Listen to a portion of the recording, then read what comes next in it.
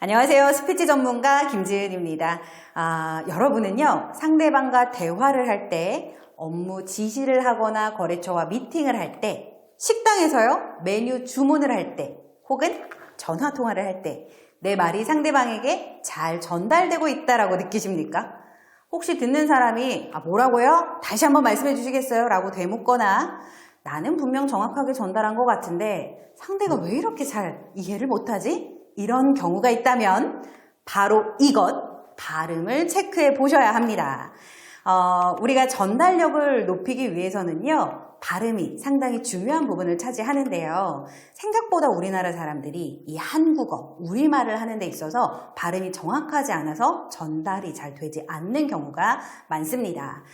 하지만 생각을 해보면 그럴 만한 이유도 있는 것 같아요. 우리가 외국어를 배울 때는 글자 하나하나, 발음 기호 하나하나 분석해 가면서 습득을 하지만 한국어 같은 경우는 그냥 들려지는 대로 우리가 익숙하게 말하던 습관을 가지고 말을 하다 보니까 내가 발음이 어디가 부족한지 그리고 발음을 잘 하고 있기는 한지 우리가 확인해 볼 길이 없죠. 또 이렇게 전달력이 부족해지는 이유는요, 아마 아실 거예요. 요즘은 우리가 다 입을 가리고 생활을 하고 있죠. 그렇지 않아도 발음이 좋지 않은데 평소에도 좀 웅얼거리면서 말하는 습관이 있는데 엄청난 장벽, 이 마스크가 생겨버리다 보니까 더 전달이 안 되기도 합니다. 실제로 제가 있었던 에피소드 하나를 말씀드려보면 어떤 한 분이 저에게 전화가 왔어요. 강의 의뢰를 하는 전화였거든요. 새벽 6시에 조찬 강의를 해줄 수 있냐는 거예요. 그래서 조찬 모임에서 강의하는 것? 네, 가능합니다. 지역은 어디죠? 라고 했더니 저희 지역은 한남동입니다. 라고 말씀을 하시더라고요. 한남동! 서울에 있는 한남동이라는 생각 바로 떠오르시죠? 그래서 제가 가능합니다. 라고 약속을 했어요. 그런데 강의일자가 다가와서 주소를 받아봤더니요. 한남동이 아니라 산남동입니다. 산남동 어딘지 지금 한번 찾아서 검색해보세요. 그래서 결국에는 그 강의를 제가 진행하지 못했었던 그런 에피소드가 있습니다. 아마 일상을 살다 보면 이런 경험하신 분들 많으실 거예요. 특히 전화 응대를 할 때 제대로 된 소통이 되지 않는다거나 식당에서 메뉴를 주문했는데 내가 주문하지 않은 엉뚱한 메뉴가 나온다거나 이런 것들이 바로 여러분들 말하기에 전달력과 관련이 있다라고 생각하시면 좋겠습니다. 물론 전달력을 높이기 위해서 발음 하나만으로 해결되지는 않아요. 목소리, 또 어디서 내가 끊어 읽을 건지, 말의 억양, 속도, 호흡 여러 가지 요인들이 전달력에 포함이 되지만 그래도 가장 쉽게 지금처럼 마스크를 쓰고 있는 지금 이 시기에는 발음 하나만 고치셔도 전달력이 확연하게 좋아진다는 것을 아실 수 있을 겁니다. 자, 그럼 발음을 잘하기 위해서는 어떻게 해야 하는가? 가장 먼저 하셔야 할 일은 나의 상태를 점검하는 것입니다. 많은 분들이 내가 발음이 어디가 좋은지 어디가 안 좋은지 잘 모르고 있는 경향이 있고요. 그리고 더 나아가서는 나의 취약한 발음이 뭔지도 잘 모르시는 분들이 계세요. 그래서 지금 나의 상태, 나는 과연 발음을 잘 하고 있는가를 먼저 체크해 보시고 나에게 취약한 발음은 무엇인가를 알고 계시는 게 중요합니다. 제가 기업 강의를 많이 다녀보면 신입 직원분들이 이런 말 많이 하시거든요. 저희 부장님이 하는 말 무슨 말인지 못 알아듣겠어요. 계속 웅얼웅얼 말씀하시는데 정말 차라리 카톡으로 소통하는 게 훨씬 더 속 편한 것 같아요. 이렇게 저에게 와서 말씀을 하세요. 그런데 놀라운 건 뭔지 아세요? 우리 부장님들은요, 나의 발음, 내가 웅얼거리고 말을 하는지를 인지하지 못하고 있다는 겁니다. 자, 그래서 아마 여러분들도 나는 발음이 좋은데? 라고 생각하실 수도 있다라는 거죠. 자, 그렇다면 지금부터 한번 체크해 보시면 되겠는데요. 내가 아라는 발음을 할 때 나는 입이 얼마나 커지는가? 어라는 발음을 할 때 턱은 움직이고 있는가?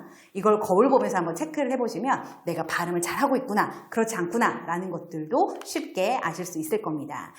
그리고 남성분들은 이 얘기 들으면 좀 기분 나빠하실 수도 있겠지만 사실 남성분이 여성분에 비해서 발음이 좀 부정확해요.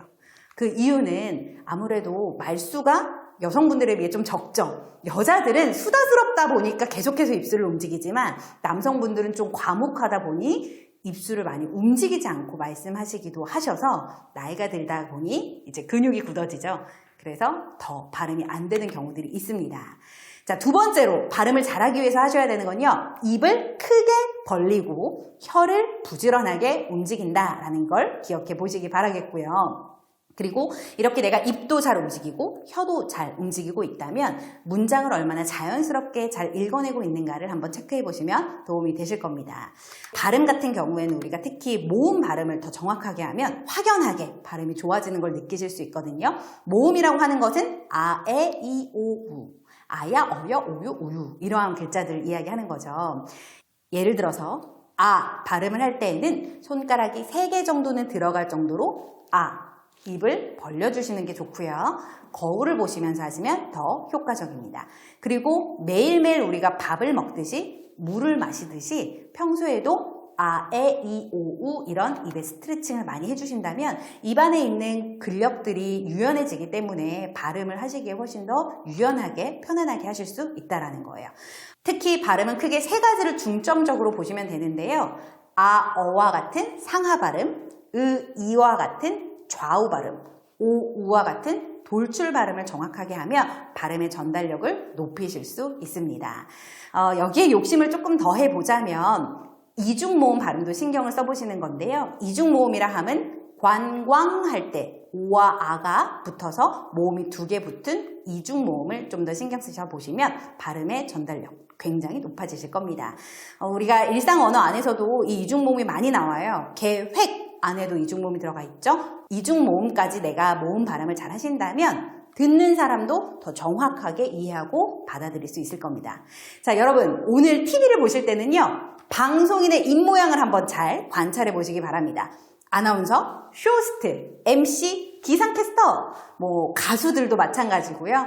이 사람들이 말을 할 때 입술을 얼마나 잘 많이 움직이고 있는가 한번 관찰해 보시면 아, 내가 그동안 발음이 안 좋았구나 이걸 느끼실 수도 있을 거예요. 입술을 많이 움직이고 혀를 부지런히 움직인다는 거 잊지 마시고요. 여러분의 작은 변화의 시작이 우리의 삶을 바꿀 수 있다는 것 기억하시면서 오늘은 이상으로 마치도록 하겠습니다. 감사합니다.